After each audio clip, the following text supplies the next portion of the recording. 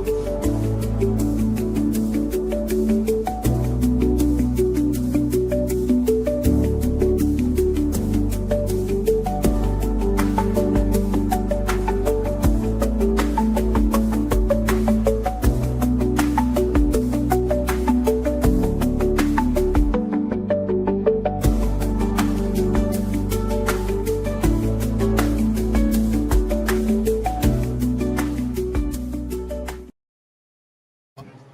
right, hello everyone, and welcome to a special post-game episode. Didn't plan on doing this tonight, but here we are. I wanted to address some things because the Yankees lost. If you didn't know, they just lost a brutal game. It was in rain delay, but I'm going to get to the meat of this stuff here. First pitch was at 7:30, and on that first pitch at 7:32, Marcus Stroman allowed a double in the gap. Went on, couldn't complete the first inning. The number 0 on his jersey today stood for the amount of outs he got before giving up 5 runs. He didn't get an out before giving up 5 runs, 4 hits, struck 1 out, walked 3, gave up a home run to Jung-Hoo Lee, his first of the year, threw 50% strikes, 46 pitches. His ERA on the season is 11.57. An 11.57 earned run average for the season. That's kind of pathetic. That is absolutely pathetic. In 3 starts, he has not looked good. They spoke last year about how, his starts to the season are great. It's the ending of the season that's not. Well, his start to the season fucking sucked this year, and today he looked like just awful. It looked like they could have thrown Boone out on the mound to pitch, and he probably would have been more effective than Marcus Stroman was today. He gave the game away. It was over in the first inning, and actually, I knew it was over before the game started.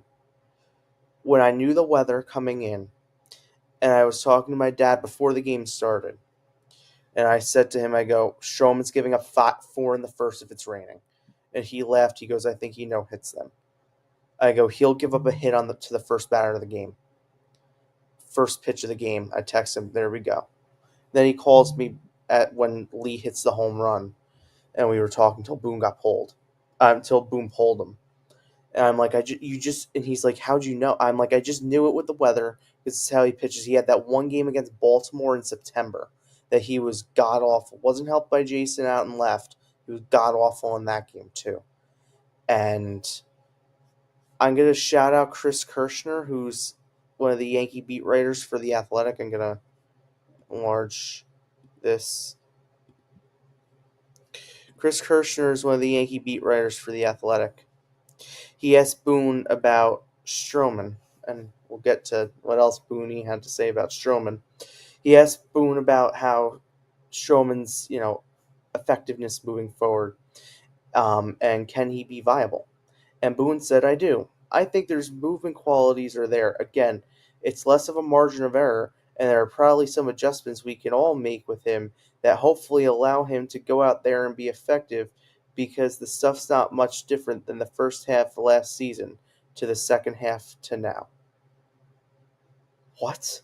His stuff in the first half last season was very good. I'll give him that. Stuff now is awful. Boone also then went on to mention, and I have someone right now on Threads going back and forth with me right now.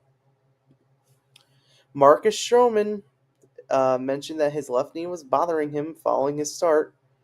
He was given x-rays at Yankee Stadium.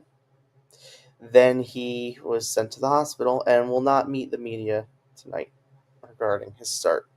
Per Boone. You can see what the Yankees are doing now. They're going to put him on the IL. You can see it now. Because they don't have to make any tough decisions when Clark comes back this week. You can fucking see it coming down the tunnel. That Clark's going to come back. It's going to replace Stroman, and it actually kind of works. right? Because if we look at the calendar, Clark's going to come back on the 15th or 16th. Today's the 11th. So let's look at the calendar. Tomorrow, I have it on my phone. Tomorrow is Warren. Sunday is Rodon. Monday is Carrasco. Tuesday is Freed. Wednesday, the 16th. Look at that. Clark can come back on the 16th, and they'll just put him on the 15-day DL. Look at that. Look at how perfect that aligns. And that's a perfect 1, 2, 3, 4, 5 rest days for Clark. Look at that. Look at you. Just see how the Yankees are doing this now. And then by the time Stroman's ready to come off the IL, which will be some point in May or June, or God willing, the Brian Cashman just designates him for assignment at this point because it was a waste of money. Because he's been awful for his whole time here. He's just been a waking nightmare on and off the field. He couldn't pitch in the postseason. He couldn't pitch today. He can't pitch. He's awful. He's a shell of himself. He was once a good starter. I'll give him that. He was good when he was with Toronto. He was okay when he was with the Cubs. And he was okay when he was with the Mets. With the Yankees, he's been awful. I'll give him at one point in his career, he was a good starter. He's a shell of himself now. And you could just see how the Yankees are lining it up. You can just see how they're going to wait until Cookie Carrasco or Will Warren or whoever. They don't want to option yet. They want to wait. They want to pause. Will Warren can come out there tomorrow and probably might lay an egg tomorrow. And you lose 2 or 3 to the hot Giants. God willing, Rodon's going to have a big job on Sunday. If he already didn't have a big job, his job just got bigger on Sunday. He has to come in on Sunday and play mop-up. He has to come in on Sunday and give them quality innings because the bullpen is now, construed because you use Yorbs, Hamilton, Hill. I don't know how many pitches Hill threw. And then Yogo threw 33 pitches, got 2 men out, and couldn't grip the ball. And the umpire didn't want to call the game because he's old and, 56 total minutes of rain delay. The Giants got a break because, they got a break. Of course, the Yankees don't get a break. At least Gomez's ERA is still low because I didn't want them to screw his ERA. And Hamilton's ERA is 9, even though, he only pitched an inning. I'm not putting too much stock in that. They couldn't grip the ball. And you might be like, well, that's contradictory to say, the bullpen guys couldn't grip the ball, but Marcus Stroman has a history of doing this in the weather like this. That's why he doesn't get a break here. He has a history of this. You knew it coming in. He threw 46 pitches and got 2 men out. All right, at least Hamilton was able to get, a double play. Gomez and Stroman got the same amount of people out. The difference is one allowed 1 run, the other one allowed 5. They both threw a lot of pitches. They both had command issues. They both had, issues with the mound. The difference is one was able to get outs without giving up the big blow. The other one wasn't. The other one couldn't get out of his own way today. And we have Tim Hill today threw 21 pitches, so he's probably not available till Monday. Good news is Cruz is available tomorrow. Weaver and Williams is going to be a big part of this team and will not lose the closer role. He's our closer. We believe in him. He's close. Boom made sure to mention that one. Oh, he's right there. Just a couple mechanical tweaks. It's right in front of him. If you can't tell, I'm not a Boom fan. Haven't been. I think I can't with him. He really makes me mad. The Yankees don't have an off day for a while now. Excuse me. The bullpen was supposed to get 25 outs. They didn't have to get 25. Yankees lose 9-1 to the Giants. The one bright spot today, and even still, they kind of got fucked on this.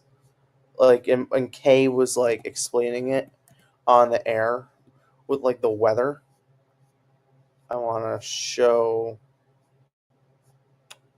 this.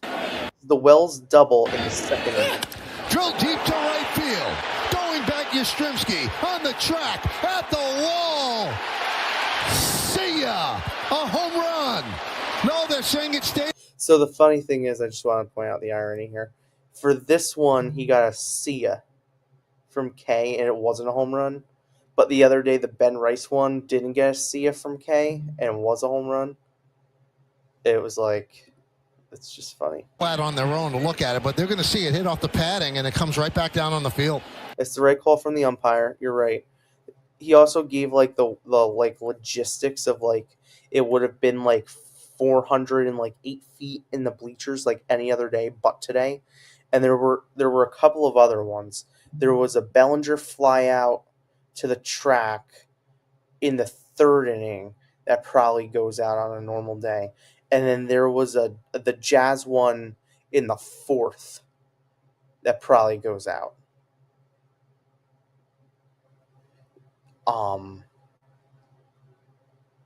Any other day. And that's something.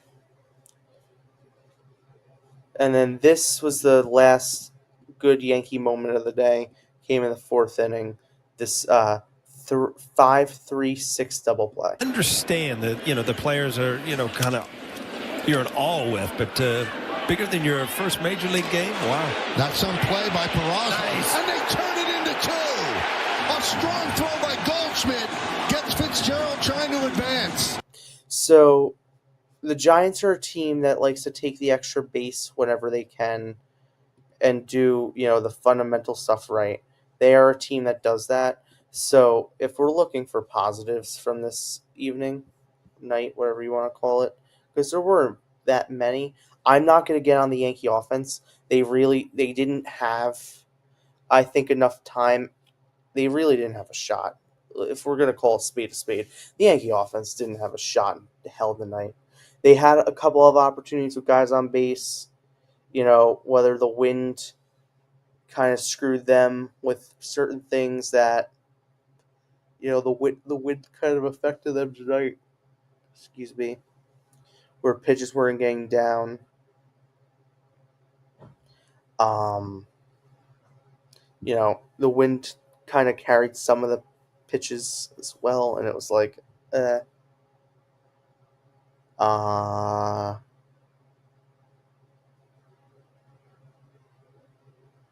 Yankees are 1-4 in their last 5 games, with 2 runs scored a game and 5.5 runs allowed.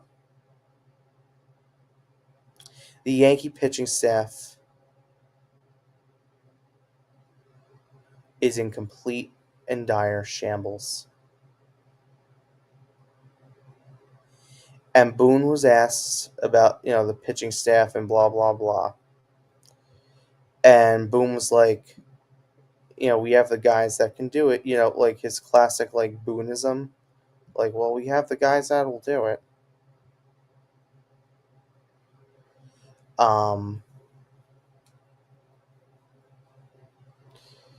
So, yeah, that's that. Yeah, that's that for today. I'm going to end the stream here. Mark Stroman sucks. The Yankees lose.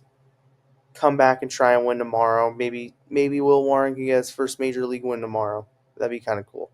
I would like to see it. Yankees take on the Giants on Sunday. I will be at the game, so I won't be doing live coverage like I normally do. If you follow me on the account that's on the screen, I do live tweeting and stuff during the game or whatever it's called now. I do that during the game. That won't happen Sunday, and I'll do my recaps and everything on Monday because I'll be there. Hopefully it's nice weather. Thank you all. Have a great day. Go Yankees tomorrow if there's a game.